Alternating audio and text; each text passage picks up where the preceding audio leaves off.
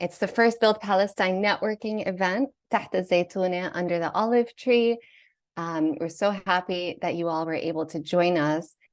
تحت الزيتونة really is about being this global community for impact, a space where we can connect with each other as people who care about Palestine, care about Palestinian liberation, care about real social impact on the ground, to be able to connect with change makers around the world, on the ground, and through those connections have a sense of community. That's the most important thing that I hope everyone will walk away from today, which is really this sense of collective community, striving towards our collective liberation. So today, our featured member is Lina Barkawi. Welcome, Lina. Thank you so much for being with us. I'm going to start off. So the setup for today, what to expect is the first 30 minutes are going to be me and Lina having a conversation about her work in the Tatriz world and also some trivia. So we'll get to test everyone's Tatriz knowledge.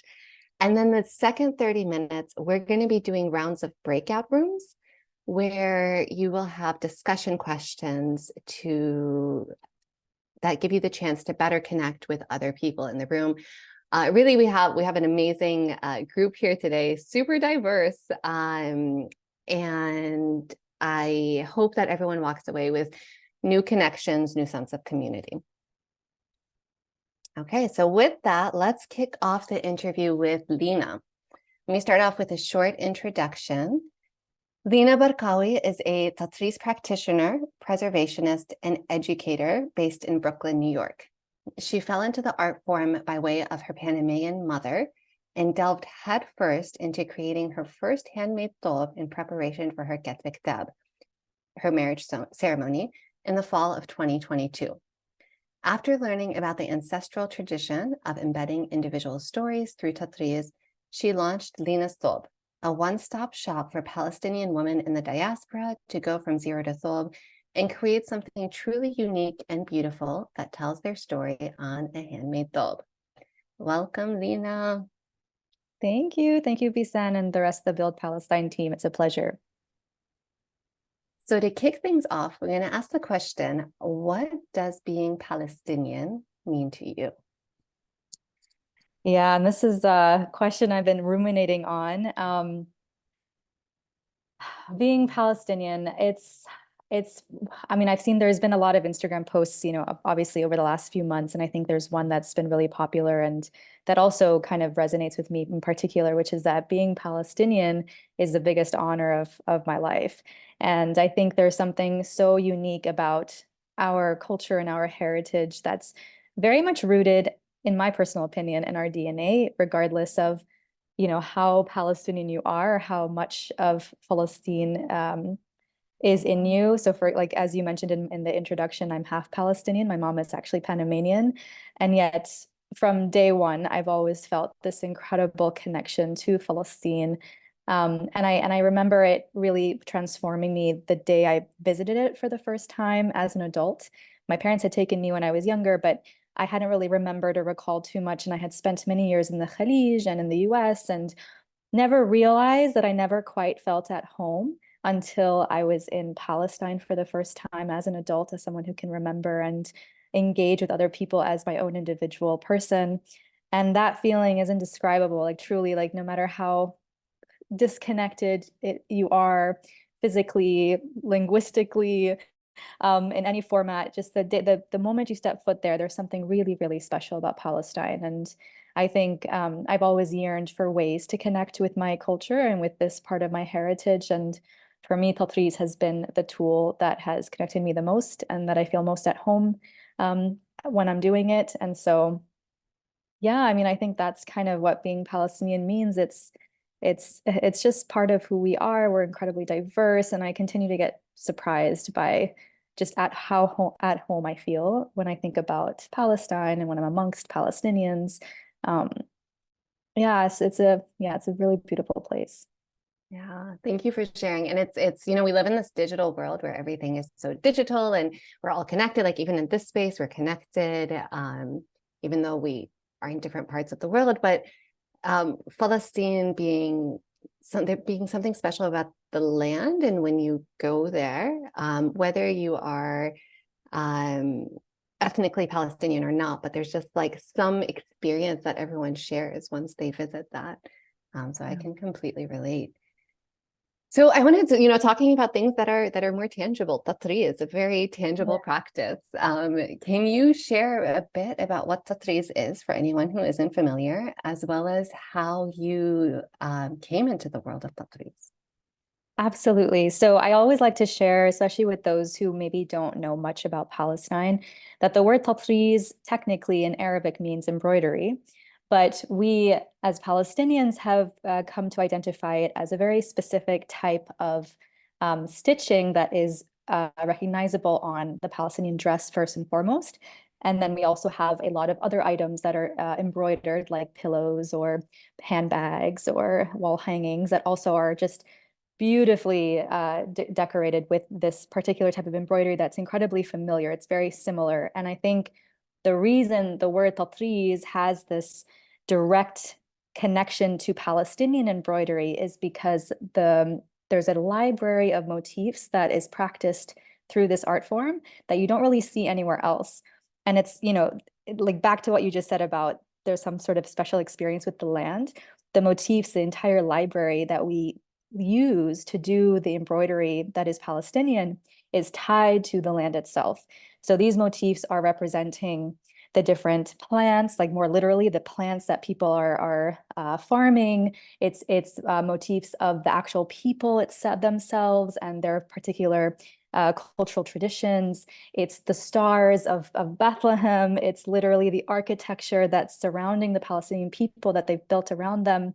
And that's what's really unique. And that's why the word tatriz, even though it translates to embroidery, actually is known as Palestinian embroidery.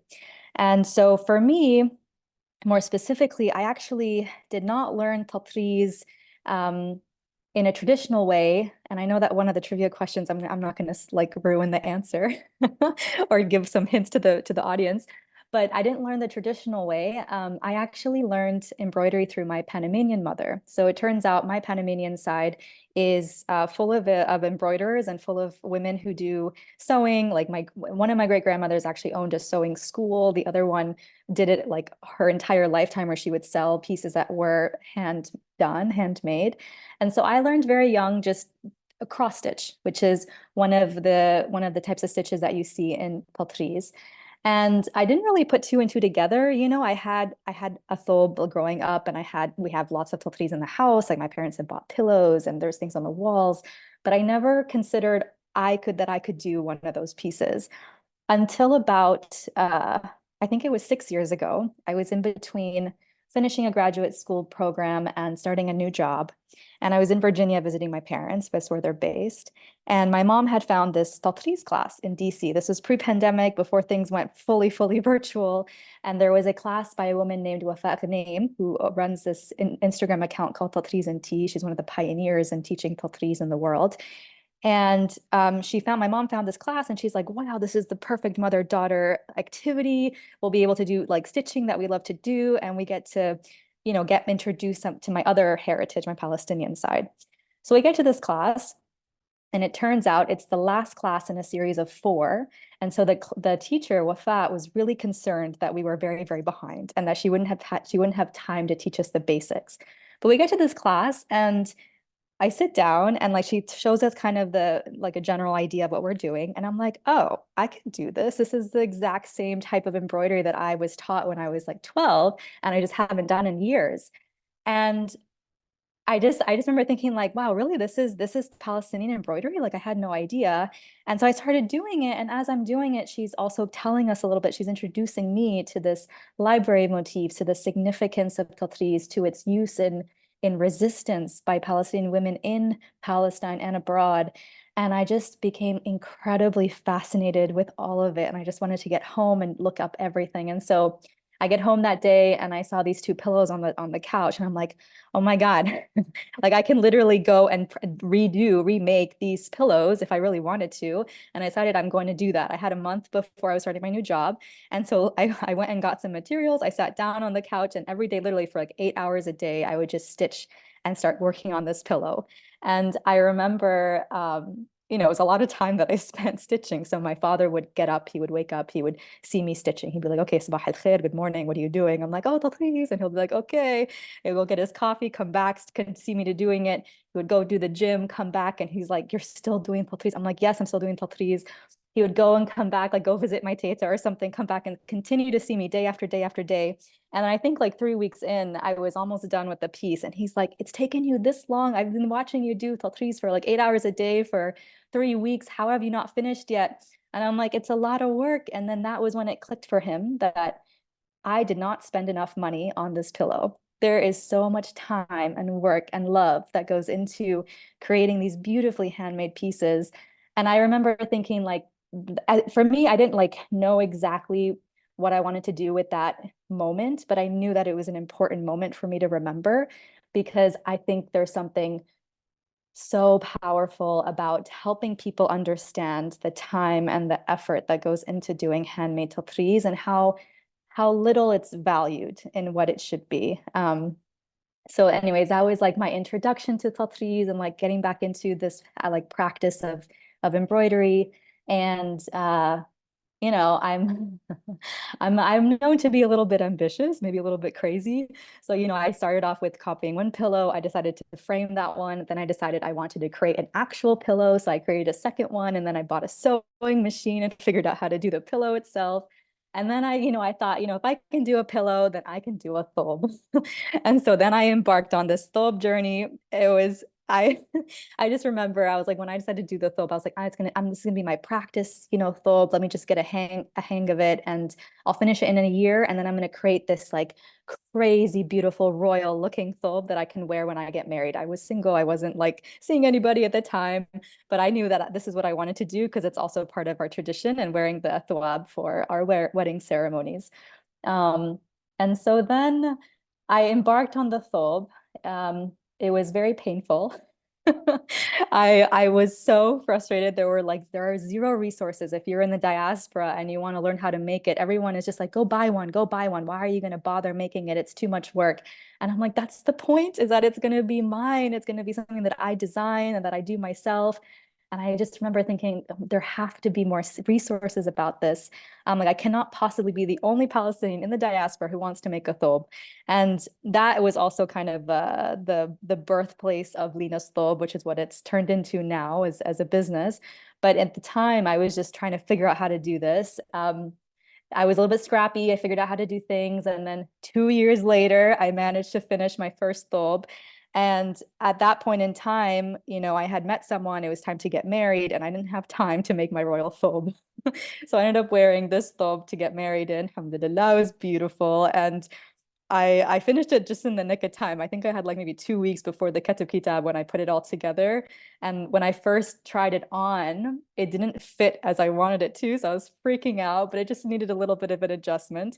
And that's, part of, again, also the process, right? Is like nothing's going to be perfect. It's a little like if you see it in person, it's a little bit lopsided because one side is not exactly at the same length as the other.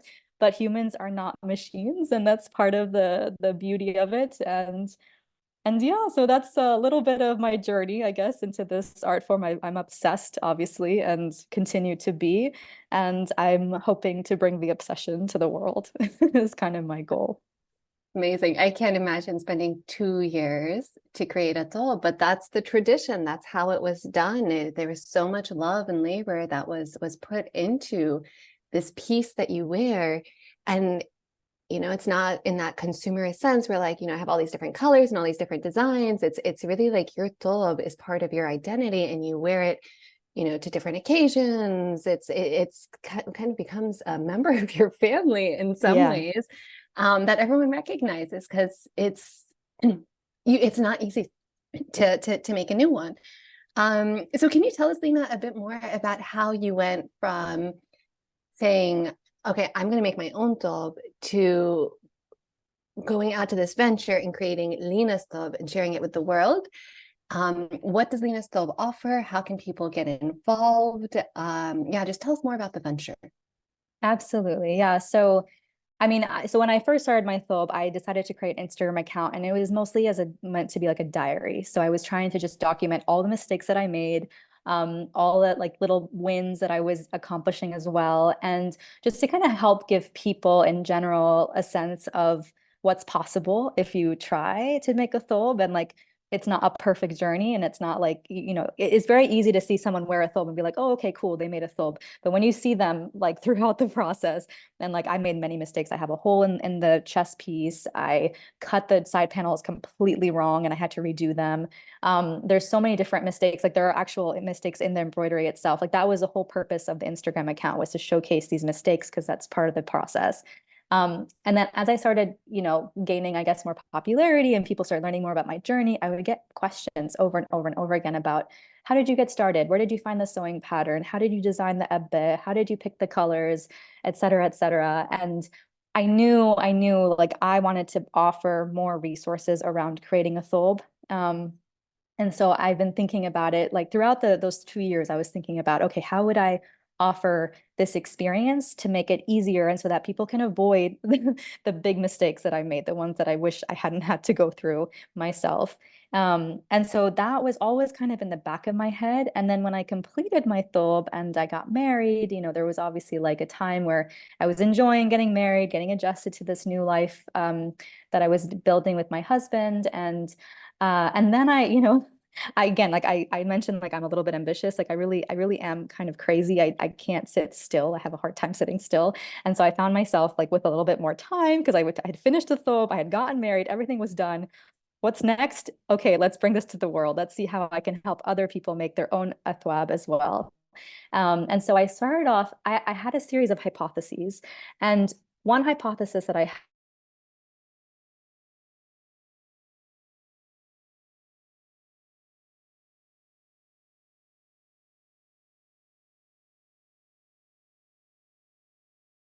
Oh, Lena, I think you froze. Let's give it a to minute. create, oh, did you Oh, lose me? sorry. Lena, we lost you when you said you had a series of hypotheses. Oh, okay. So I had a series of hypotheses. The first one of which was that not everyone is going to want to create their thobe. It's a big investment of time, of energy, and that's totally fine. But my hypothesis was that even if you don't want to make your own thobe, you still want to tell a story through the design and through the type of material that you're using and the motifs that you choose and the colors and the fabric and the choices of how you place the different motifs on the dress. And so I started off last year thinking about how do I help someone design a thobe? And I thought that would be kind of the main approach that would make this a little bit more popular, gain a little bit more interest people. And then as people start to think about the stories that they want to tell, then they're going to want to think about, okay, now I want to actually do it myself. That was the original hypothesis.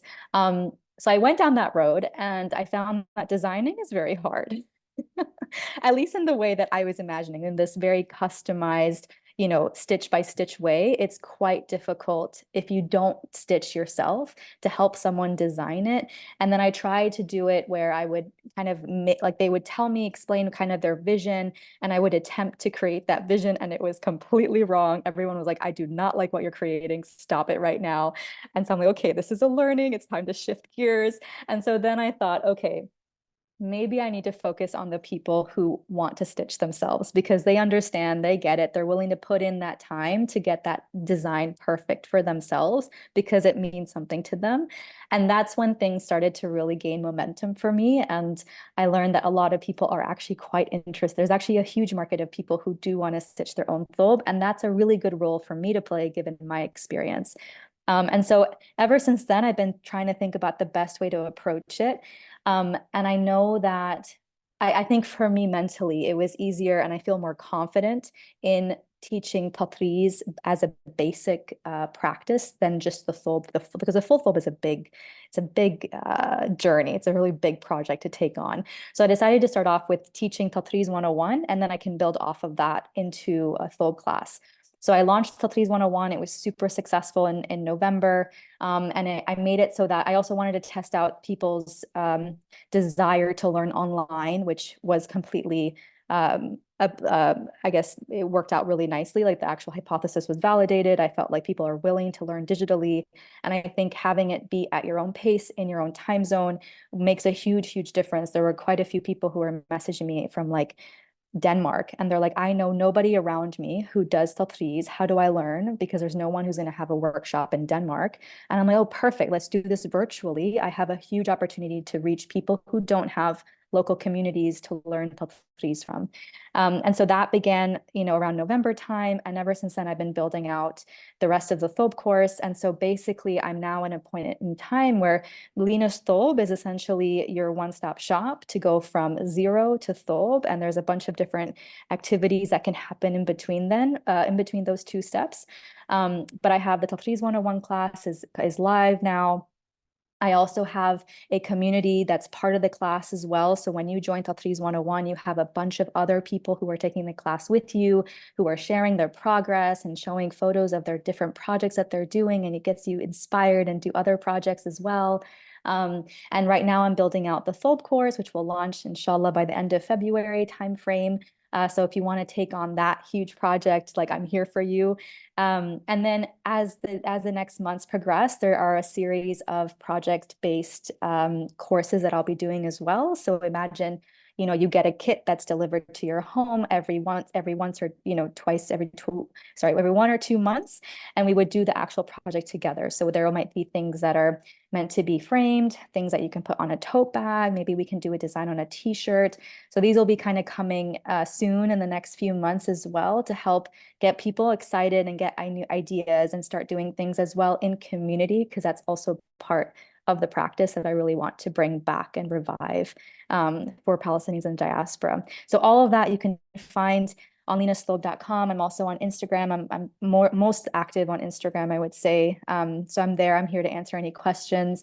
The community piece as well is there for people to ask questions as well. So we have a lot of people kind of posing the most popular questions that they have in terms of how to approach a project, how to have a clean back, all these types of things that are very specific to tatreez, and that's kind of the whole purpose. And so yeah, so those are kind of the places to find me and engage with kind of the work that I'm doing as well.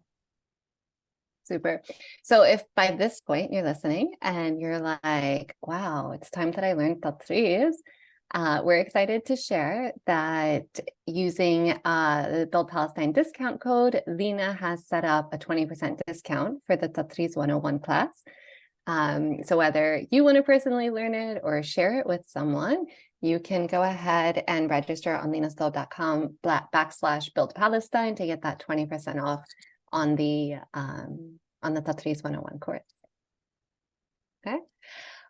So final question that I have, and then we'll open it up to questions from the audience, is the idea of Taht al-Zaytuna, or under the olive tree, is to build this global community for impact. What does that mean to you? Yeah, I think there's so much power to connect amongst ourselves, especially because of just how spread out physically we are in the world. Which is, of course, as you know, a result of a 75-year-long settler colonial state and occupation.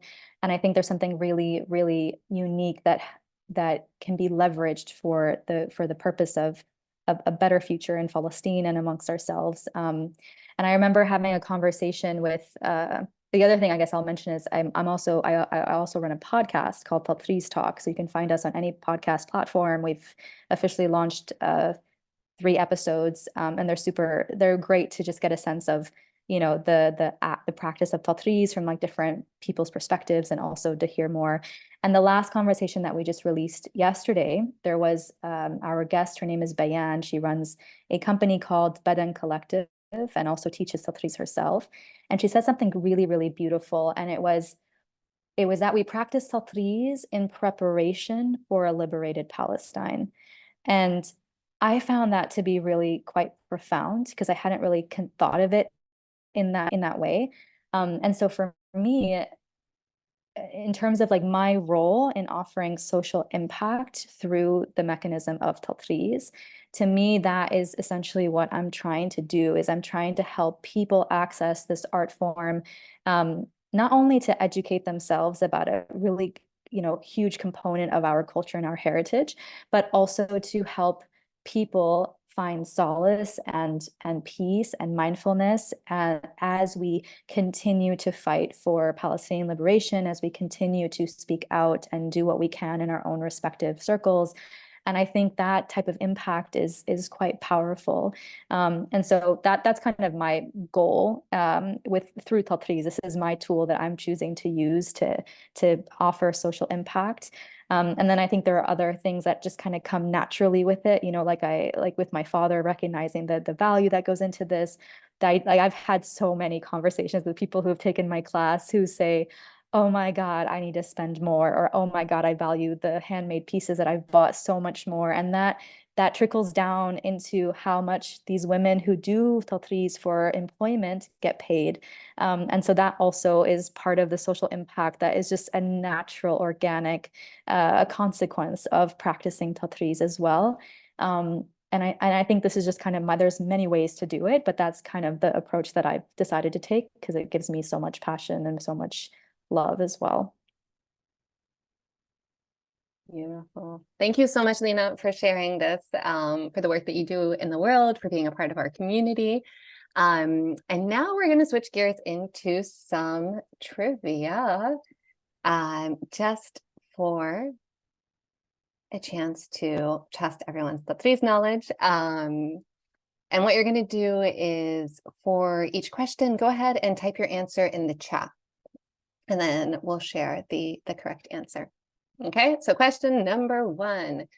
What is the significance of tatriz embroidery in traditional Palestinian culture? A, fashion trend. B, religious symbol. C, symbol of identity and heritage. D, good luck charm.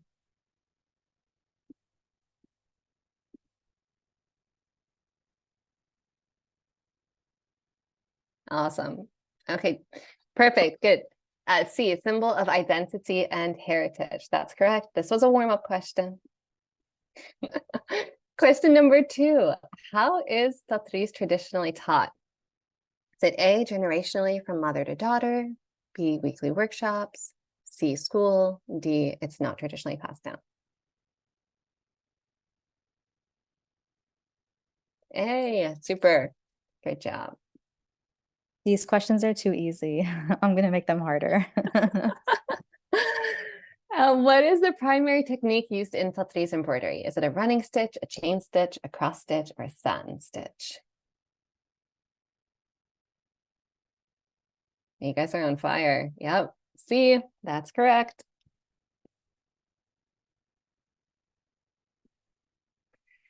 What message or story can be conveyed through tatriz embroidery design? Is it love and unity, sorrow and grief, joy and celebration, or all of the above? B, all of the above. The stories vary. Now I have some fun ones that I added. What is the name of this motif? So each motif has a traditional name to it. Is it King of the Hill, Community of Birds, the Rooster, or We Are One?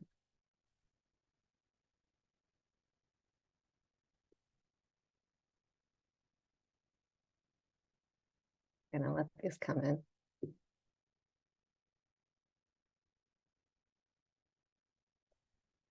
Yes, it is the rooster, C. Or in Arabic, al-dik. Now, part 2 of this question is, what city does this come from?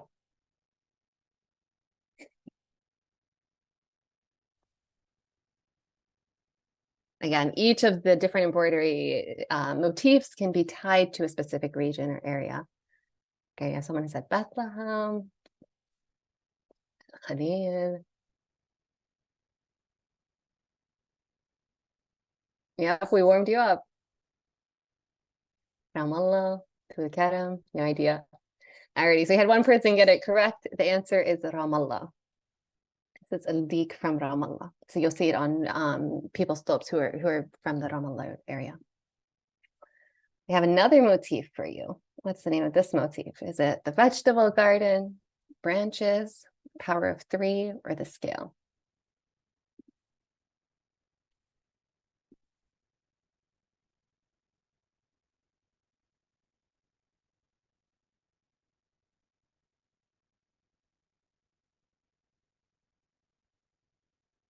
All right.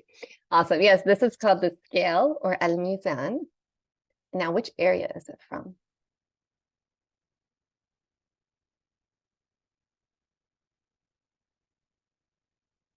Lina, you're welcome to guess too.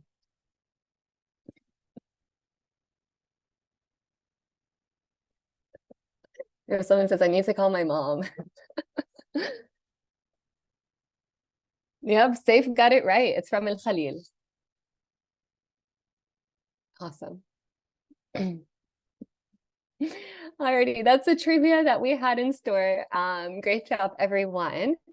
I do want to share one more exciting announcement about Tatriz, which is we are doing a giveaway of the Tatriz 101 class for members of the community. So you can enter, you can have the chance to win a free course, whether it's for yourself or to give to someone. And to enter, what you're going to do is post on the community platform from now until the end of the month. So again, this really is about creating a space where we can all be connected with each other. So let me just share the screen quickly. So as you all know, we're using Mighty Network as our community platform, and there are different areas there: introduction, support, advocacy, inspiration, events, and opportunities. So go ahead onto the platform after this event, and if you haven't posted an introduction yet, please do that, or share something cool that you see online that you want to share with other members of the community. And at the end of the month, we will put everyone's name into a raffle for a free Tatriz 101 course. Okay. So before we move on to the second half of our programming, which is these breakout rooms, I do want to give a chance for anyone to ask questions directly to Lina on the topic of Tatriz, and open it up to the audience for questions. And you can just raise your hand. Yeah, Farah, go ahead.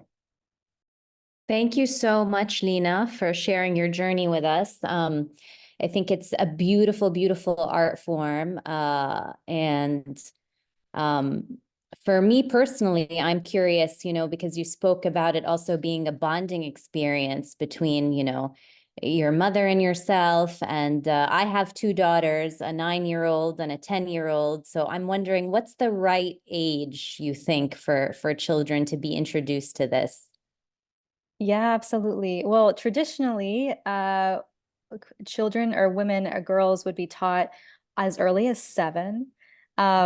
I know that Wafa Ghanem, for example, she also is someone who grew up with Tatriz her whole life. Her mom also taught Tatriz in refugee camps in Syria. So she's been kind of surrounded by it. And she says that she's learned since she was 2. Wow. I think 2 is a little bit young. And when she says 2, that means like she was unknotting a thread when she was 2. Like that's how she was getting started with Tatriz, not necessarily with needles. But I think I learned around the age of 12. So just to give you a little bit of a sense. But yeah, I mean, I think girls can learn pretty young, and they have some kits at like Annie Michaels or Joann's if you're in the US, that are meant for children, that are for cross stitch, and they have like really blunt needles that they can use, and it's just about getting them to practice putting the thread through and out. So yeah, that's a really good question though. Good. I have one more question too.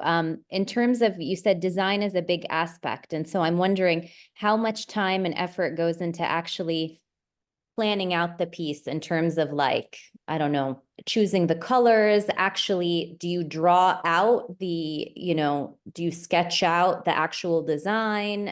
How does that process go? Yeah, so it depends on the piece. I mean, for the thobe, for example, you'll have to decide how much tatriz you want and where you want it on the thobe. And then, so my process was figuring out, I knew that I wanted to have the chest piece is kind of the iconic part of the dress. So I started off with that. Some people will design the full thing from the beginning. That was too much for me, so I did this one thing at a time. So I designed the ebb the first, stitched it, then I went on and took on the next piece. And then for the actual design, I think the approach that I would follow is figure out the size of the piece that you're going to be designing.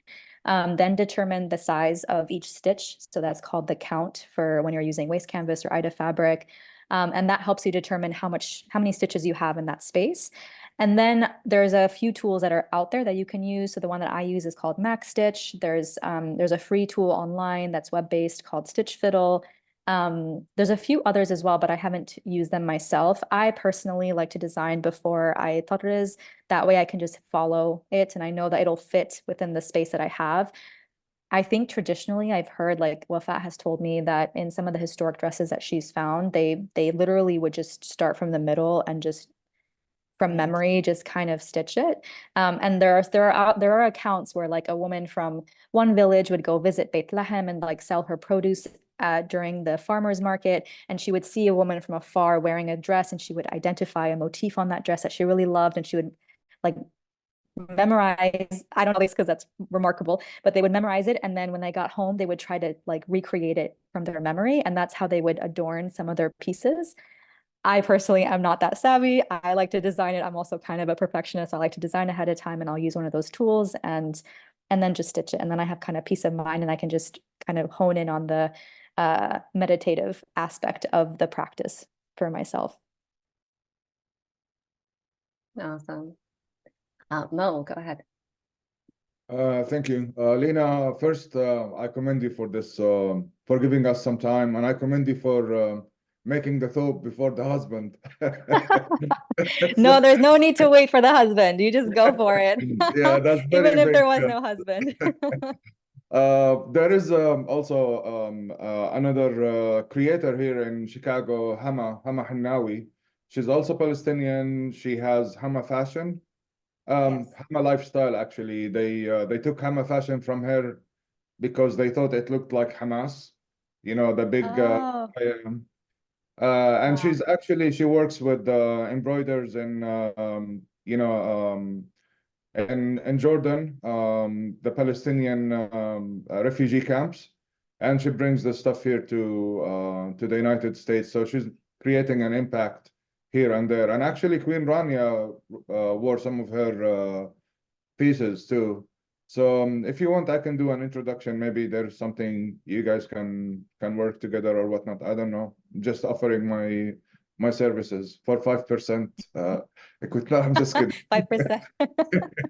Just kidding. Just Thank kidding. you. Thank you. I appreciate Yeah, I do. no, Yeah, I would be more than happy to do that I if you're appreciate it. yeah. And Build Palestine, thank you. You know, keep on doing this stuff. It's really good. Thanks, Mo. Thank you. Okay, we have one more question from Ola. She's asking, are you considering creating a tatriz for kids course?